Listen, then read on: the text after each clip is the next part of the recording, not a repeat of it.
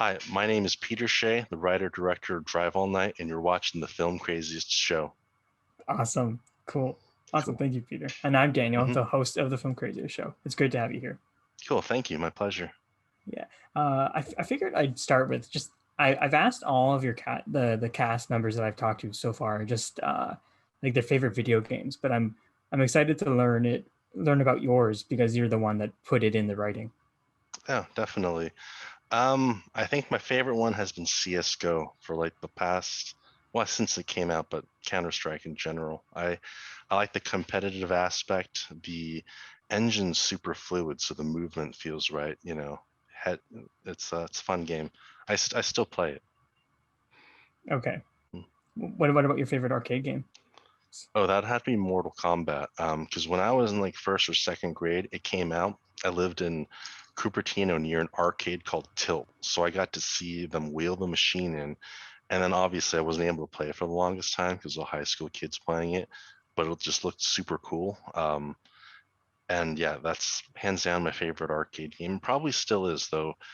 It's the last time I went to an arcade was actually on the film shoot. Oh Um, yeah.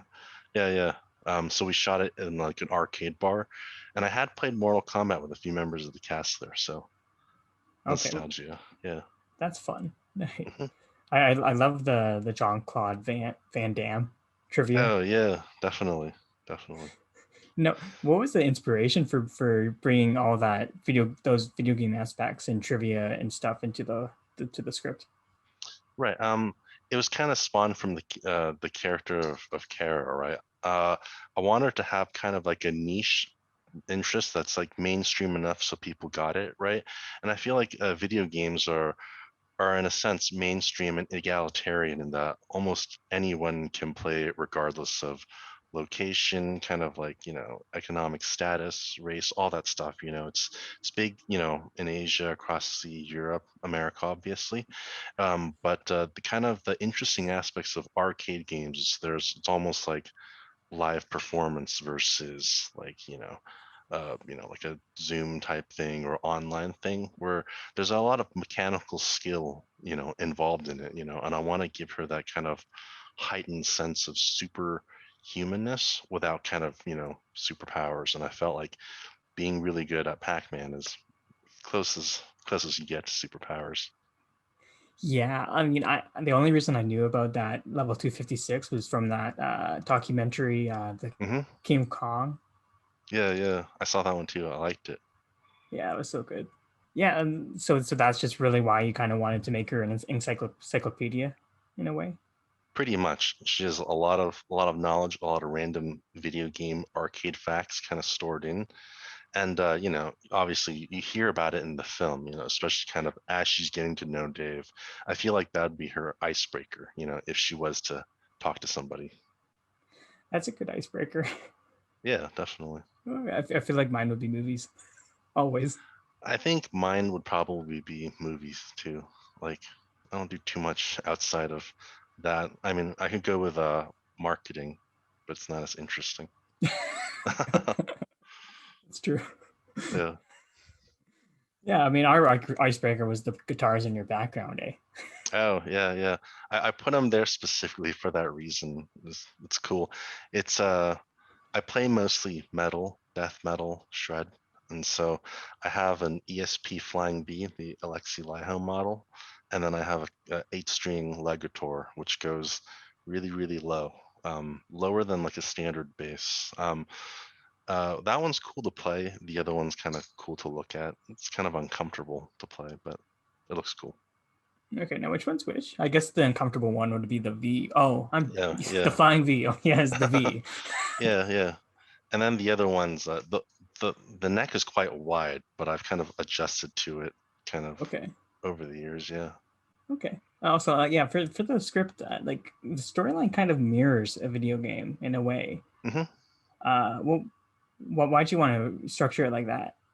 Because I think from very early on, I wanted to give it almost a stream of consciousness kind of like dream narrative, right? Very loosely structured, very kind of given the audience pieces of puzzle, but not the whole picture.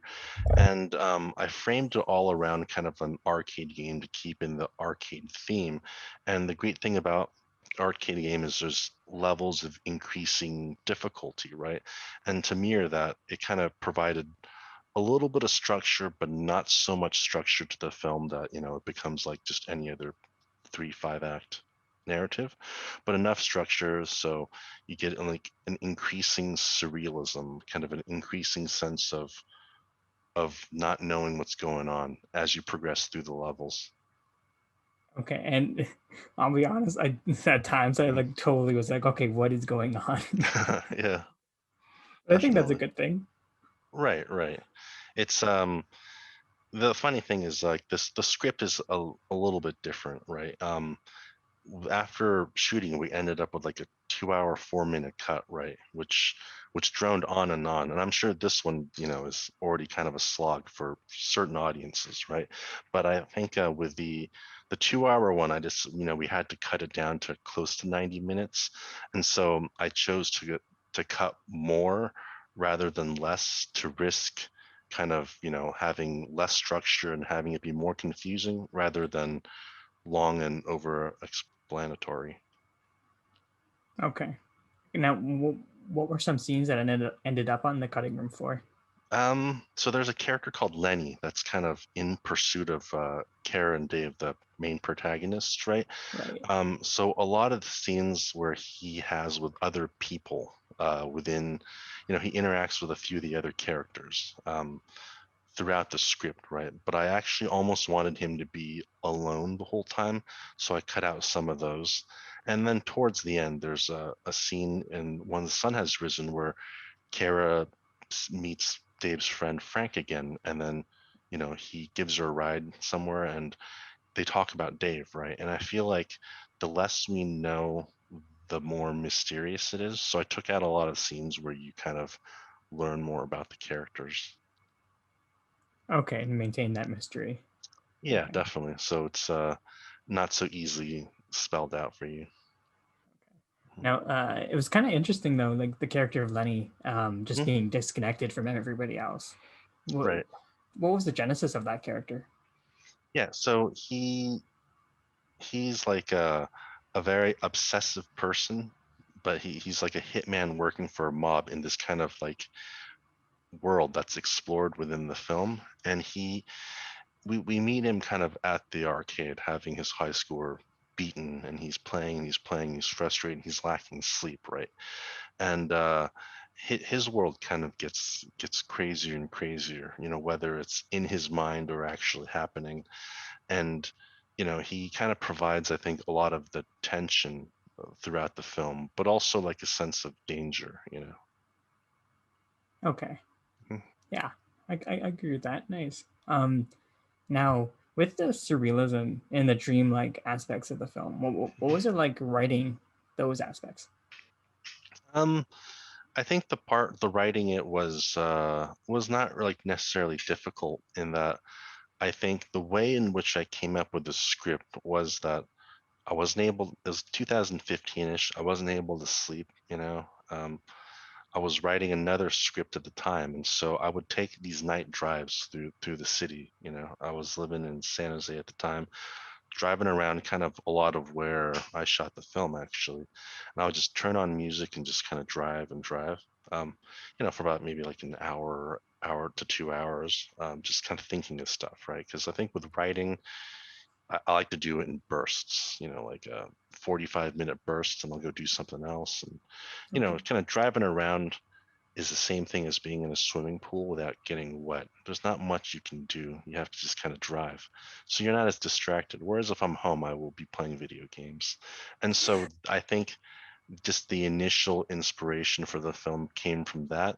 And so writing around kind of the state of mind I had, I think the surrealism kind of came naturally, which, weird thing to say, but Okay. Now, no, driving all night, is that kind of where the title came from? yeah, in a sense. I more so drove every night, but drive all night, it's easier to do because it's only one night. Fair. Was it always a taxi that you wanted as what they drive in? Yeah, definitely. I think it'd make more sense because I feel like if it was a random car that she got in or an Uber, it would kind of be not as cool. But whereas Dave, the character as a taxi driver, his job is to pick up people, right? And he has a shift that he has to clock in, clock out, sign out a company he works for. And so, he's kind of a lifer, just driving around and, city full of people, but no real connections. And I think that further reinforces kind of what drives him, kind of his loneliness and kind of isolation. Okay. And what was it like in terms of chemistry bringing the character of Dave and Lexy Hammonds' character Cara together? What was that like? Um, one of the things I definitely wanted was kind of, whereas Kara's character is one that knows exactly what she wants and is kind of a little more bold. I feel like Dave's character, rather than being proactive, is very reactive and kind of reserved, right? He's a person who's kind of stuck at a fork in the road and he doesn't know what to do. And Okay. even though he's the one driving, she's kind of the one driving him. So I needed kind of those things from the actors kind of right away, a very different personality. And I think they both did a really great job with it. Okay. And then you also have Sarah Dumont as Morgan. What was Mm-hmm. that? What was bringing her into the fold like in terms of that those character dynamics? Yeah, so Morgan is kind of like the center, like the grounding force in the movie, right? She's the character that's like the most easily relatable, I feel.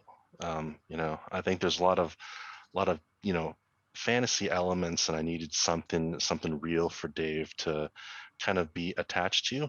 But at the same time, I feel like Sarah does such a great job, kind of with the vulnerability aspect of Morgan, right? There's a lot of things that her and Dave, have a relationship, but a lot of things go unspoken, and Okay. you feel like there's certain times when just as things might progress, things might not. Okay. Now with her character, was there you had talked about the 2 hour 4 minute cut? Were any of her scenes left out of the film?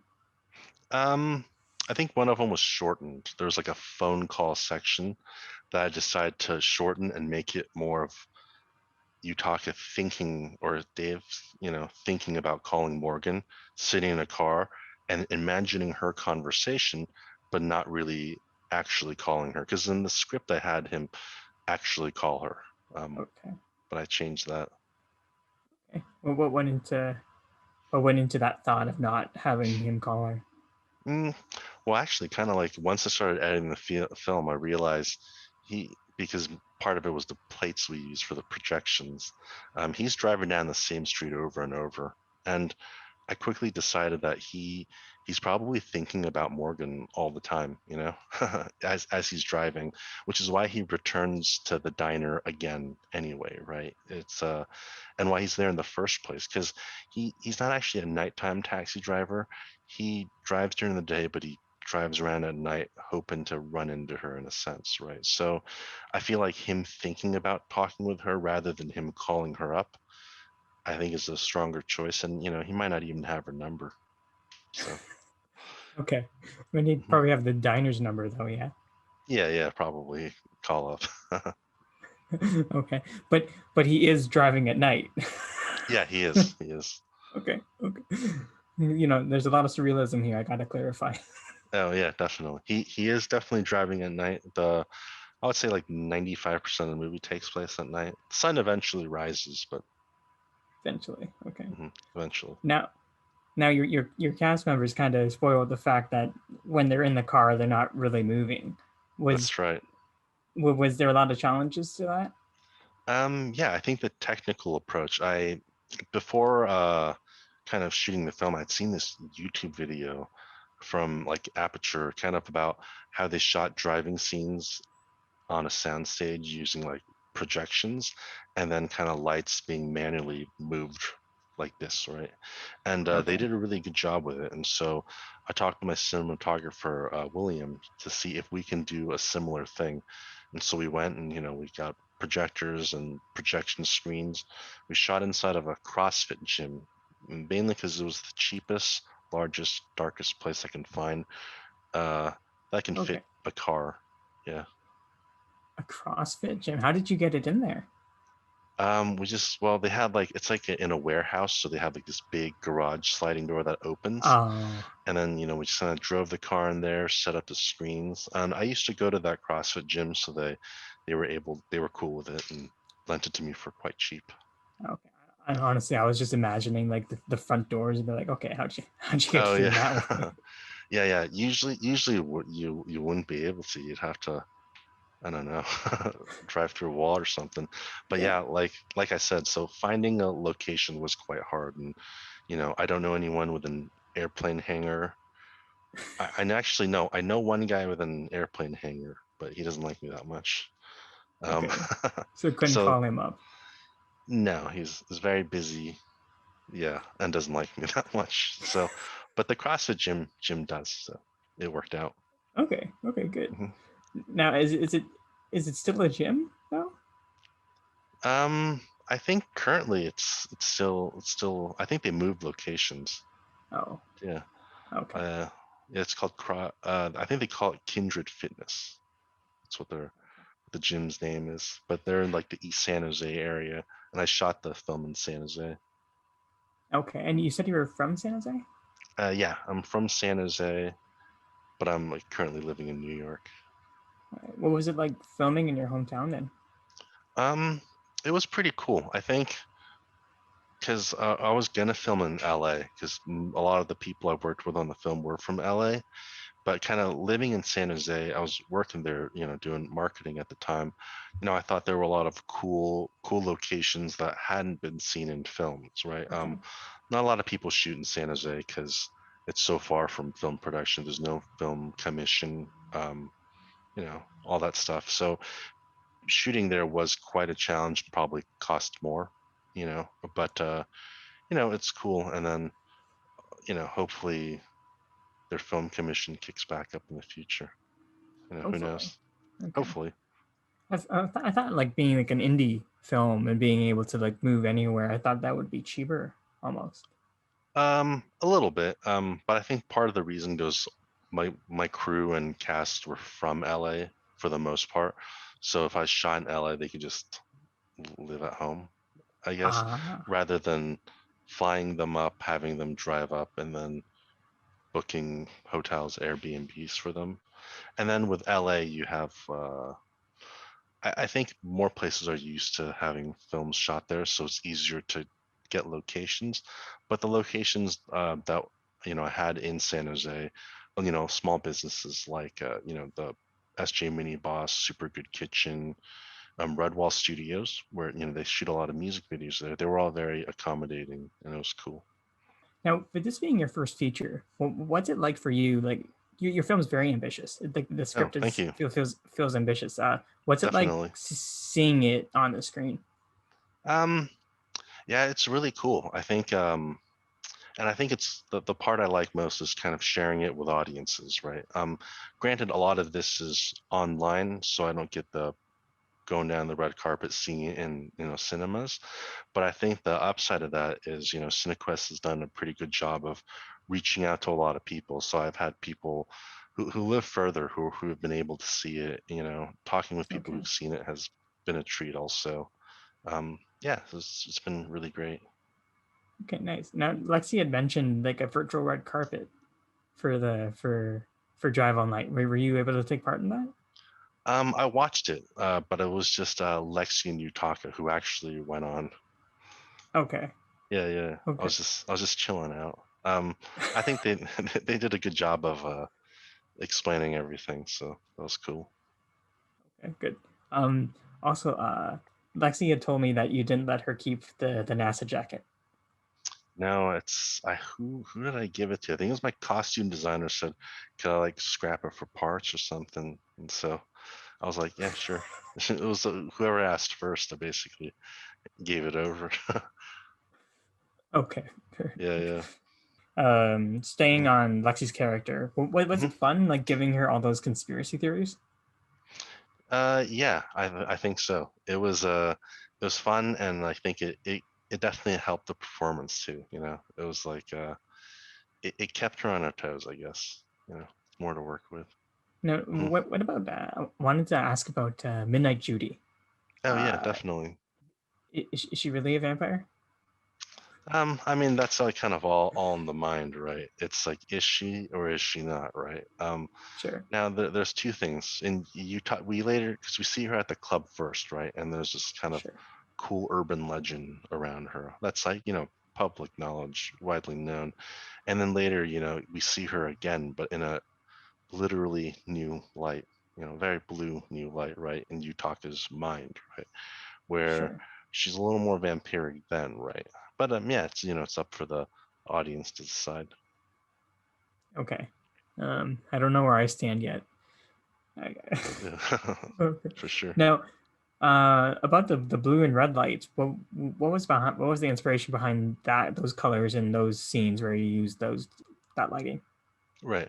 I wanted to create like within like the dream sequences and the parts that, you know, reside in the character's mind, right? I want them to be stylized. I wanted to have a distinction between, you know, the world of the film, you know, the brightly colored neo-noir city, and then kind of the more surrealism, fantasy-based kind of aspect. And I think using the lights of the film to kind of create the tone and the mood, I think that's kind of like a choice I went early on. I had sent kind of William Helmuth kind of like shots from like different films, you know, Only God Forgives, what's the other one, like Mandy, Beyond the Black Rainbow, you know, stuff like Okay, that, as like a visual reference for those specific scenes. And I think another thing was like the, you know, the score that Robert did a really good job of kind of, you know, kind of elevating and kind of stylizing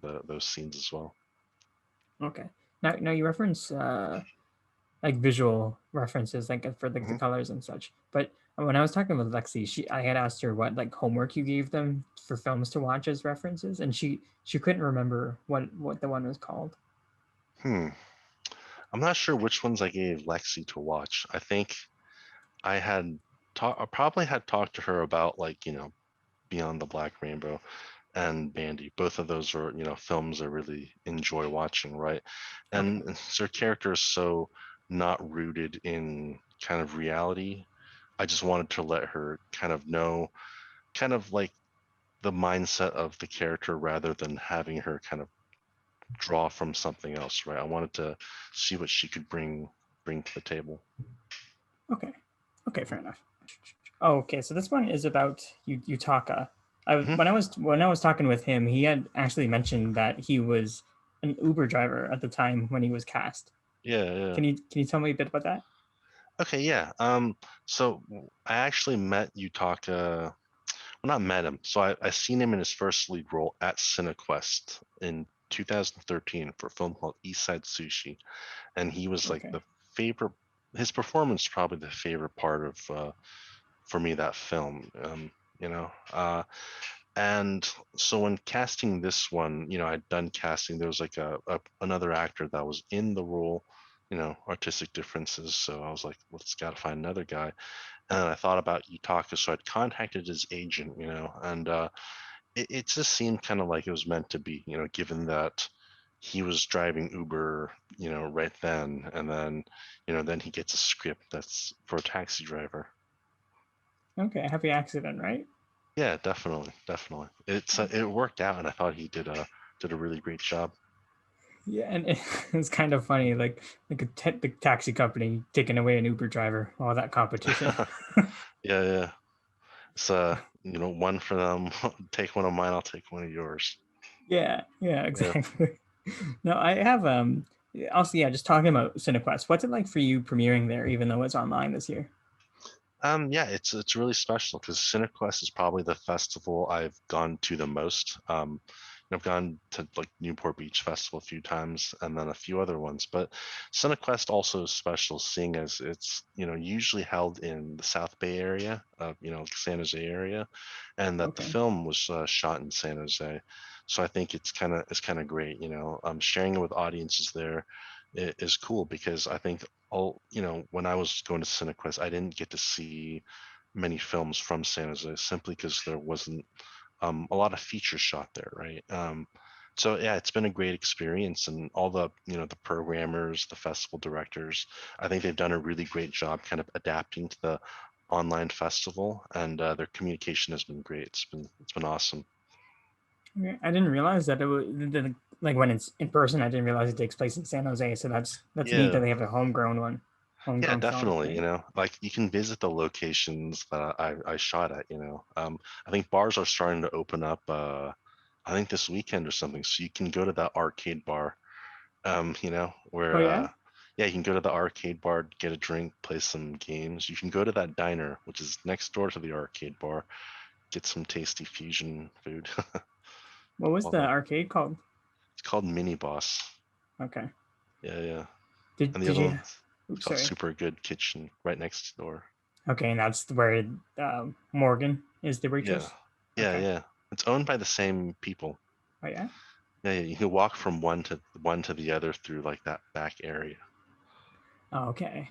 Well, Mhm. that's nice. That's nice that you didn't really have to talk to other people to get like new location kind of thing. Yeah, definitely. The one of the co-owners, George, he is the only guy I kind of really talked to, and he was like super cool about it. We shot those scenes at night, and so he stayed up all night watching us rig lights and shoot. So I appreciate Okay. it. Okay. I hope I get free drinks when I go back to San Free Jose. free drinks for life. Yeah. Well, maybe like just like three, I think, Maybe for a little while. for a little while.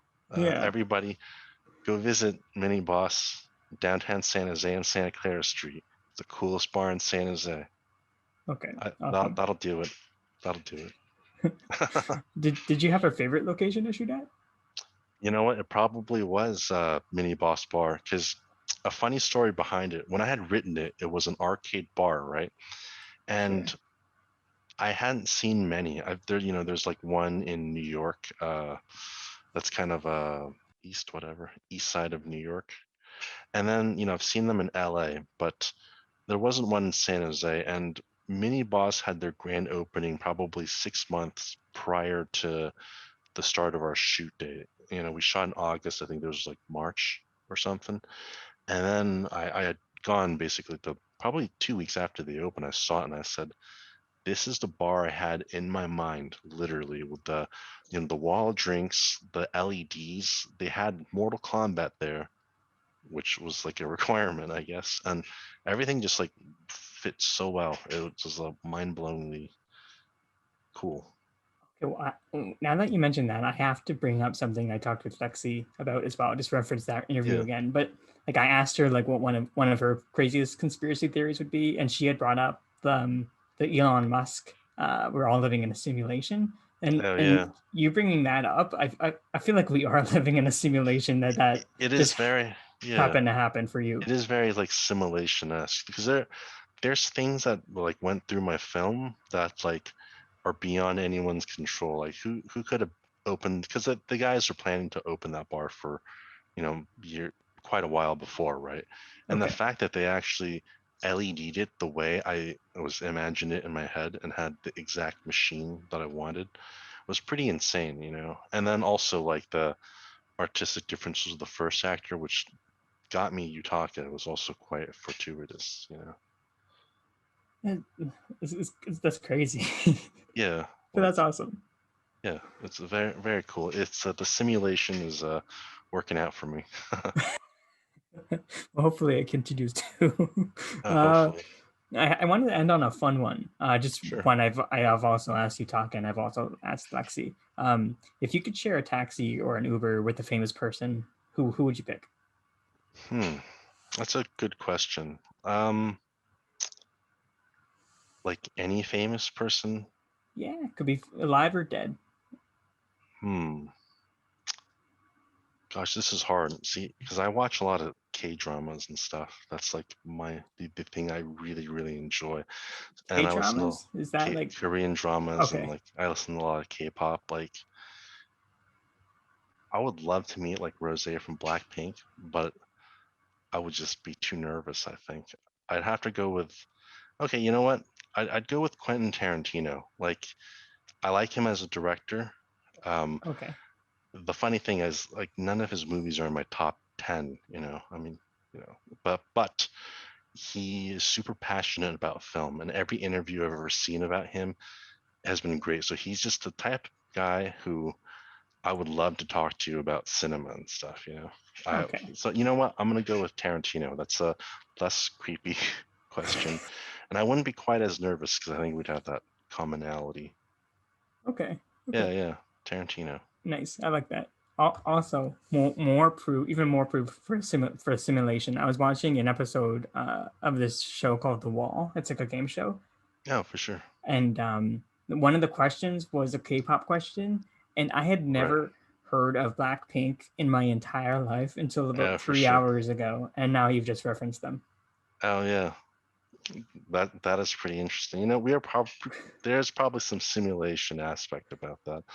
Because it's like they're quite popular, right? But it's still, I would say, obscure enough that if you're on a film podcast talking about indie surreal film, you're not gonna get Blackpink brought up a lot. Yeah, that's true. Yeah, like I know Yeah. BTS, but I did not know about them. Oh yeah, definitely. Awesome. Cool. So Peter Yes, Hsieh, writer and director of Drive All Night. Thank you so much for chatting with me on the Film Craziest Show. definitely. It was a pleasure. Thank you. Just to plug the film one more time, um, Peter and I had this conversation back at the end of March for Cinequest, but since it was at the tail end of Cinequest, so we had held it for its next festival date, which is the upcoming CAM Fest, the Center for Asian American Made Media Festival, which starts on Thursday, May 13th, and goes through Sunday, May 23rd. So there will be a link below to get your tickets for Drive All Night at Campfest. Thank you so much for listening if you made it this far.